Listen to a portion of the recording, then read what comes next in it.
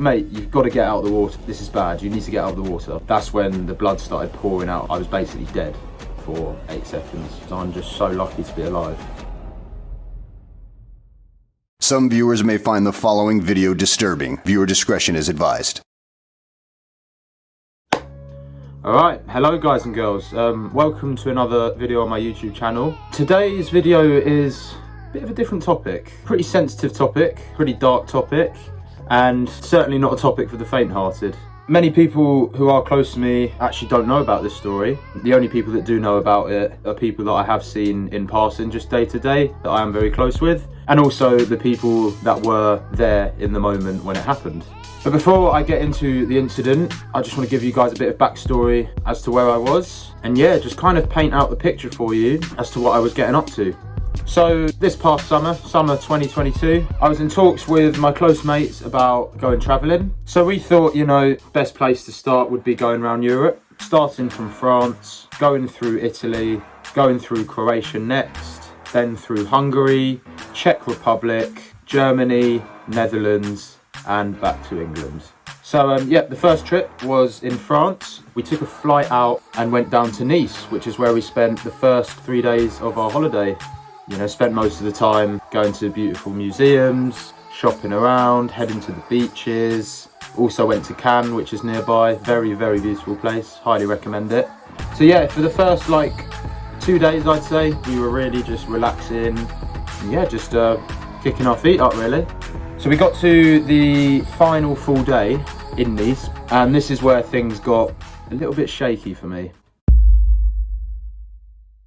So by this point, we were already pretty confident that we've conquered the central area of Nice. So we did a little bit of research between us. We all agreed on one destination called Coco Beach. Now, on paper, you know, Coco Beach sounds beautiful. Sounds like a lovely little area to chill out and relax. But when I look back on it now, I did find out a lot of things that I wish I knew before I went.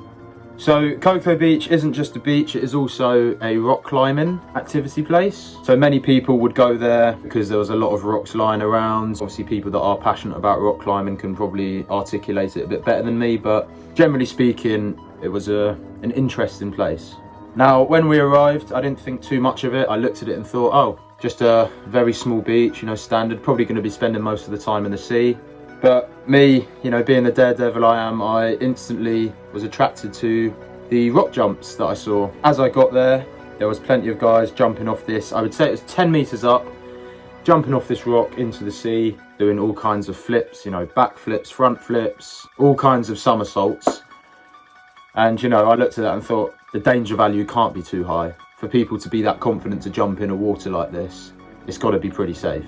So me and a close friend, Blake, who was one of the guys that I was travelling with, we all both agreed to jump off the rock together to begin with. Just a standard jump, you know, feet first, all of that. We did it, we felt good. And, you know, I took it upon myself to then go up for a few more jumps. Blake went with the others just to find a nice sweet spot to put all the stuff, and then they just got in the sea as normal. So as I went to step up for my next jump, I figured I've had a nice warm up, just a couple of standard jumps. Why not try a dive? So I do a dive, I perform a pretty good dive if I say so myself. I hit the water. As I move my hands away from my head to gather myself my first stroke to take myself back to the surface, that's where my head connected with a rock. Now as I hit my head on this rock, I didn't think too much of it. I didn't go unconscious. My neck did have a bit of whiplash as I hit it with such force at an angle which obviously isn't comfortable. It was a bit of a shock to the system, but I remember I was underwater and I just said, "F***ing hell, that hurt." Now, when I got to the shore, this is where things got a bit scary for me. I was casually swimming just to gather myself, a nice relaxed breaststroke, and I heard a few screams behind me. Then I heard a few voices. There was a few guys behind me who spoke English. I'm not sure if they were from England, and they made a pretty big deal of what happened. I heard them behind me say, "Oh, mate, you've got to get out of the water." And the ironic thing about it was, as soon as those guys said, you know, you need to get out of the water, that's when the blood started pouring out of my head. Now, once I got myself to the shore, I myself saw the reaction of the general public who were on the beach. They were pretty shocked. They were very shocked, in fact. So that only scared me a bit more. Once I was on my feet walking, that's when I realised something is really bad here. My body temperature was all over the place. I went very numb all over. Because I was numb, I didn't know if I could function. And I remember seeing Pete, who was one of my mates also on the trip, and I just said, Pete, because he didn't notice what happened yet. None of my friends saw this, they were kind of tucked away. So I gave Pete an alert to let him know this is serious. I had a couple of towels pressed onto my head, and the same guys that were in the sea that told me to get out of the water, they sat me down on a step. Blake came rushing over as well just to check up on me. I sat down on the step and I shut my eyes for a second to gather myself as to what's just happened. And everything just went black. I lost all my eyesight, my hearing, my sense of touch, everything just went. And then about 8 seconds later, I'd say, I gathered myself and I knew I would be okay.